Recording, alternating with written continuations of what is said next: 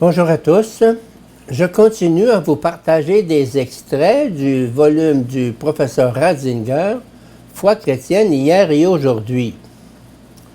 Le dilemme de la foi dans le monde d'aujourd'hui. Après cette première constatation, il nous faut réfléchir à une autre difficulté de croire qui se présente à nous aujourd'hui avec une acuité particulière. Au gouffre qui sépare visible et invisible s'ajoute la distance entre autrefois et aujourd'hui, rendant ainsi pour nous le problème plus difficile encore. Le paradoxe fondamental inhérent à la foi est encore renforcé par le fait d'une foi, pour ainsi dire, revêtue d'un costume d'autrefois, rappelant les formes de vie d'autrefois. Toutes les mises à jour, qu'on les désigne de manière théorique et académique par le mot démythologisation ou de manière pratique et ecclésiale par le terme aggiornamento, ne peuvent donner le change. Au contraire, tous ces efforts ne font que confirmer l'impression que l'on veut désespérément nous présenter comme moderne, ce qui, de toute évidence, appartient au passé. Ces ajustements continuels montrent au grand jour combien tout cela est d'hier.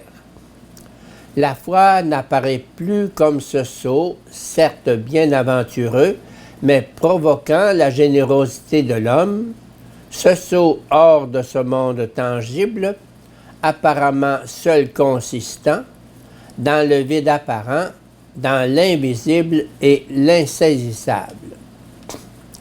Elle semble plutôt exiger de nous que nous misions sur le passé et nous forcer à le regarder comme la norme à jamais valable. N'est-ce pas demander l'impossible au moment où l'idée de progrès s'est substituée à la notion de tradition? Nous touchons ici en passant un aspect caractéristique de notre situation actuelle et qui a quelque importance pour notre problème. Dans le passé, la notion de tradition renfermait tout un programme. C'était un abri où l'homme trouvait sa sécurité. En se référant à elle, on pouvait être sûr de ne pas s'égarer. Aujourd'hui règne le sentiment exactement opposé. La tradition, c'est ce qui est périmé, c'est ce qui est d'hier. Le progrès, au contraire, porte en lui la promesse de l'être authentique. Aussi, l'homme ne s'attarde-t-il plus dans la sphère de la tradition, du passé. Il trouve son milieu vital dans le progrès et l'avenir. C'est une raison de plus pour que la foi, vue sous l'angle de la tradition, apparaisse à l'homme d'aujourd'hui comme un stade dépassé, incapable de lui procurer une place dans cet avenir, où il prétend trouver le champ de ses obligations et de ses possibilités.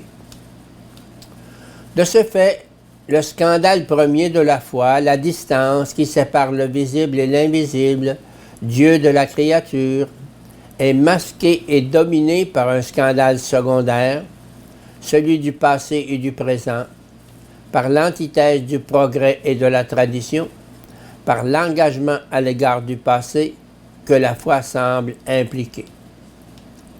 Ni le subtil intellectualisme de la démythologisation, ni le pragmatisme de l'aggiornamento n'arrivent donc à emporter la conviction.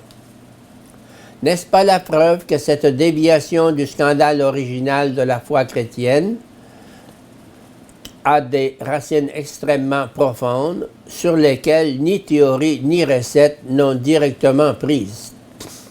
En un certain sens, l'on saisit ici sur le vif l'originalité du scandale chrétien, ce que l'on pourrait appeler le positivisme chrétien, la positivité irréductible du christianisme. Je veux dire, la foi chrétienne n'a pas seulement pour objet, comme on pourrait d'abord le supposer, ce qui est éternel et qui, en vue de son altérité, resterait totalement en dehors de notre monde et en dehors du temps. Son objet immédiat, c'est plutôt le Dieu qui est entré dans l'histoire, Dieu fait homme. En paraissant ainsi combler le fossé entre l'éternel et le temporel, entre le visible et l'invisible, en nous faisant rencontrer Dieu comme un homme, l'Éternel comme un être soumis au temps, la foi se reconnaît comme révélation. Sa prétention d'être révélation est fondée dans le fait qu'elle introduit, pour ainsi dire, l'Éternel dans notre monde. Nul n'a jamais vu Dieu, le Fils unique, qui est dans le sein du Père, lui l'a fait connaître. Il est devenu exégèse de Dieu, aurait-on presque envie de dire, suivant l'expression grecque.